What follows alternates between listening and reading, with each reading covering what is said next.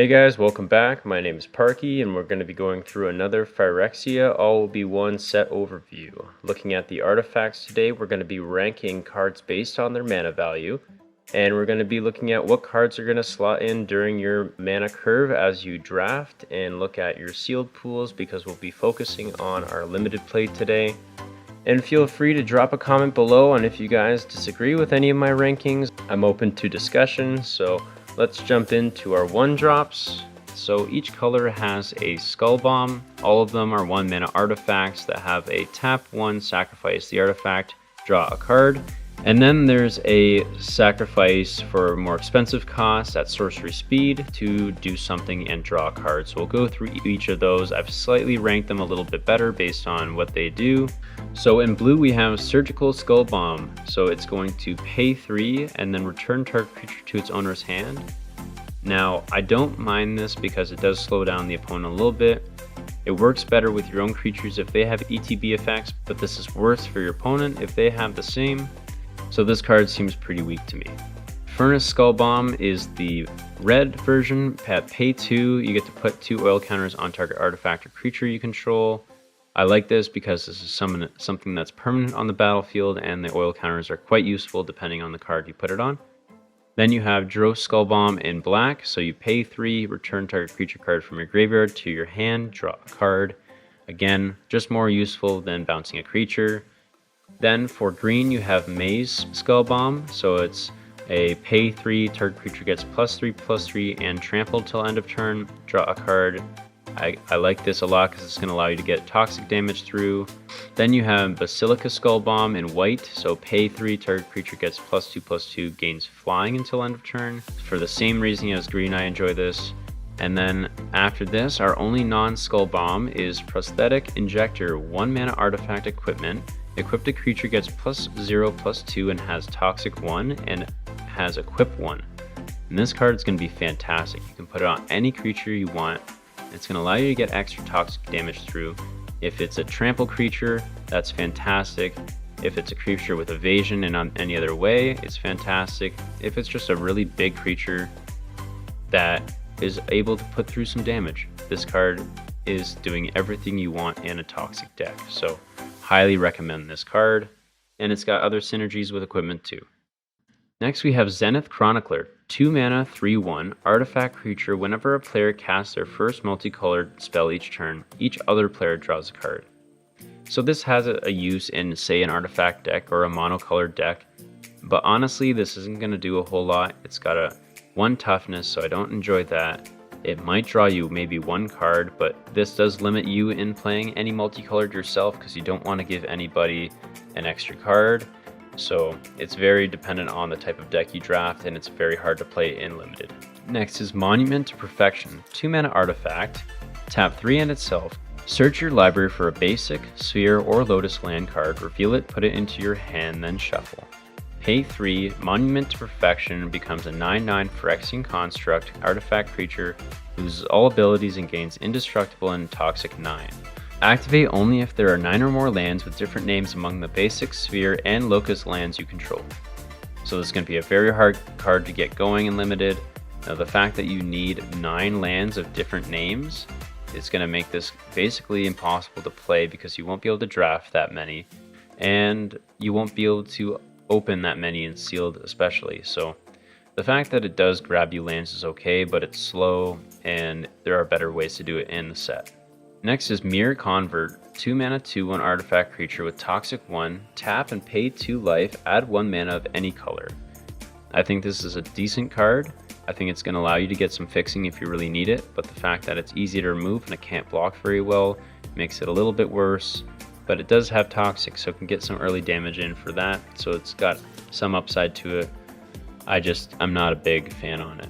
Next is Soulless Jailer, 2 mana 0/4 artifact creature. Permanent cards in graveyards can't enter the battlefield, and players can't cast non-creature spells from graveyards or exile.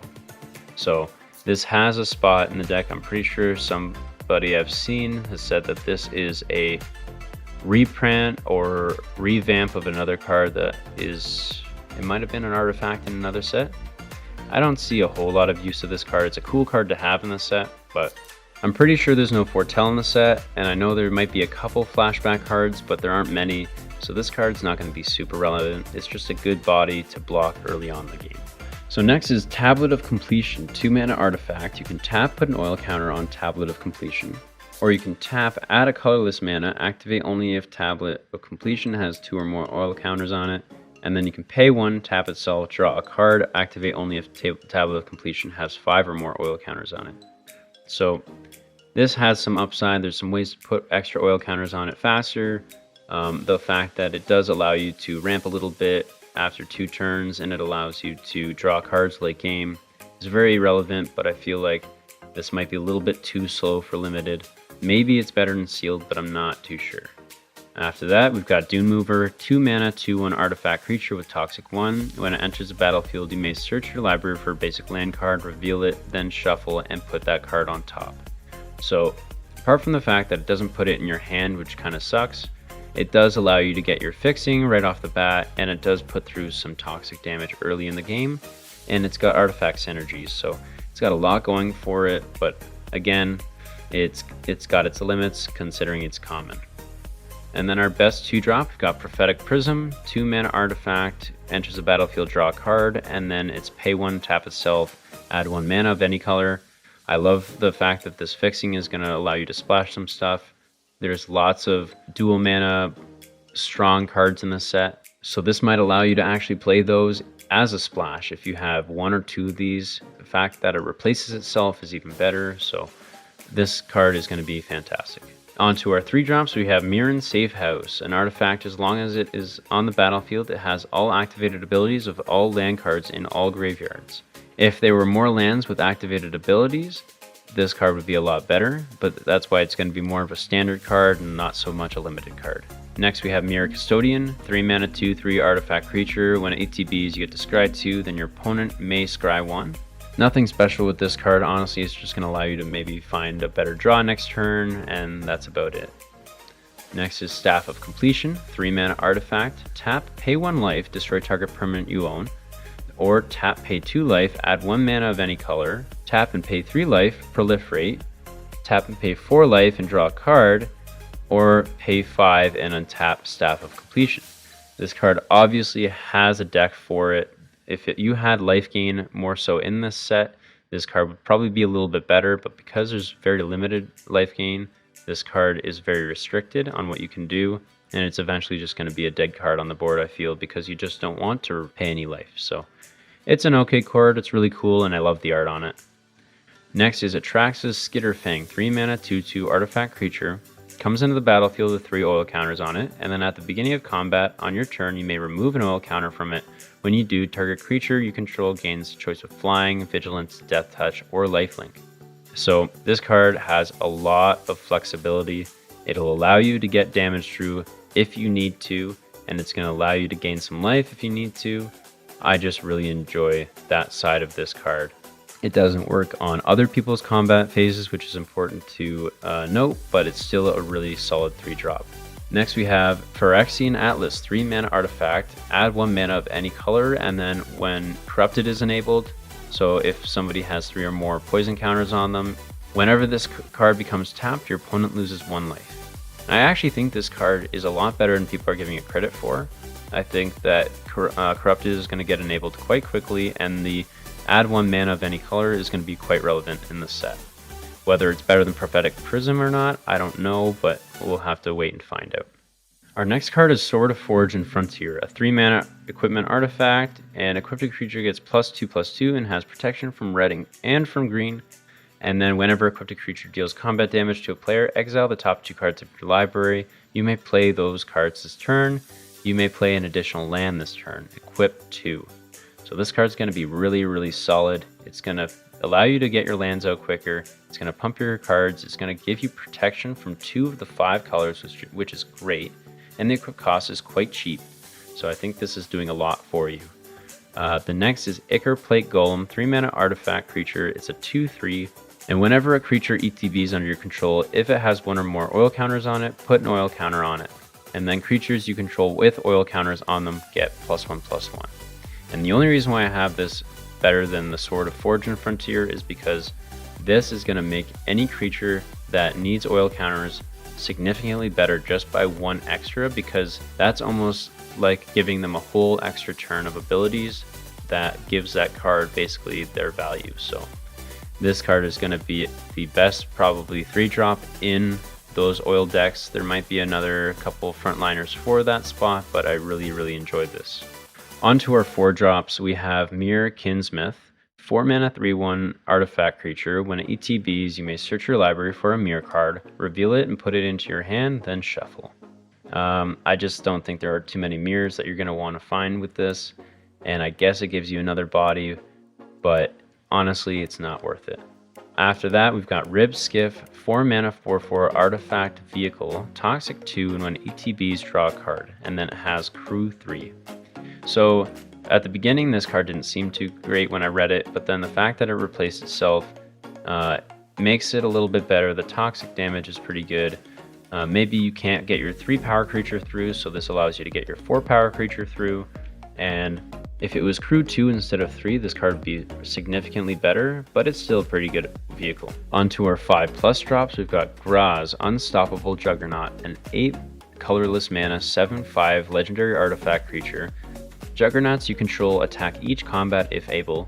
Juggernauts you control can't be blocked by walls, and other creatures you control have base power toughness 5/3 and are juggernauts in addition to their other creature types. So this card, again, it's very situational. Maybe you've got one of those might decks where you pop this down, you've got a bunch of 5/3s that are just going to attack out and do a crazy amount of damage.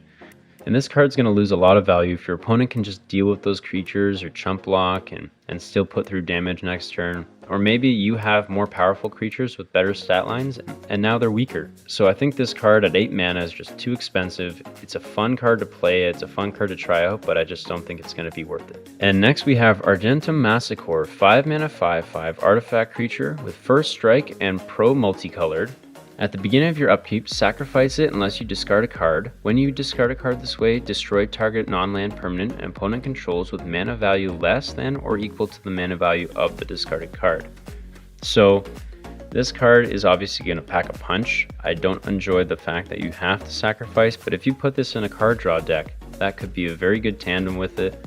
I just think that you're going to be filtering through your deck quite a lot, and if you're just discarding solid cards in your hand that you can't cast, I think that's going to hurt you in the long run. So there's a high upside to this card somewhere, but I'm excited to see somebody make it work.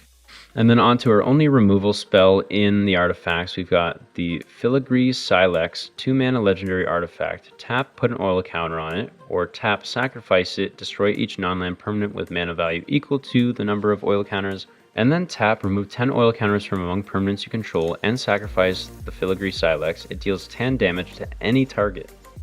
So honestly, I'm not sure where to rank this card. I'm glad I don't have to rank it next to other cards, to be honest, because this card could be very good. It's a little bit slow because it can see that you can remove cards. It's going to make them want to be a little bit more hesitant on what they put on the battlefield. But if they don't put anything on the battlefield or deal with it, you could potentially just deal 10 damage to their face or remove their biggest creature. And I like that about it. So it doesn't even need to be the oil counters on Silex itself. It can be permanents on your board. So I like the flexibility. I just am afraid it's going to be too slow for limited. And that's it for the artifacts in the set, guys. I hope you enjoyed the video. Please like and subscribe. Comment down below if you guys have any questions about the rankings or you have things that you'd probably switch around yourself. I'm interested to hear what you guys have to say. Go ahead and check out my other videos for the other colors and the multicolored as I've gone through each of them. And I'm pretty excited for the set to come out because it seems like it's going to be a lot of fun. There's going to be a lot of content coming out. Again, check out my stream on Twitch on Monday nights at 9:30 because I'll be doing a lot of these drafts coming up, the sealed events, and I'll be joining in on some of the arena opens too. So take care, guys, and ciao.